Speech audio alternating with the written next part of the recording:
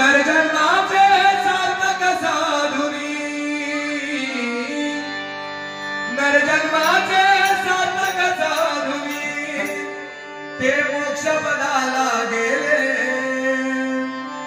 नरजन्माचे सार्थक साधुनी, ते मोक्ष पदाला गेले। प्रवीण भाटकर या जगती अजरामर झाले।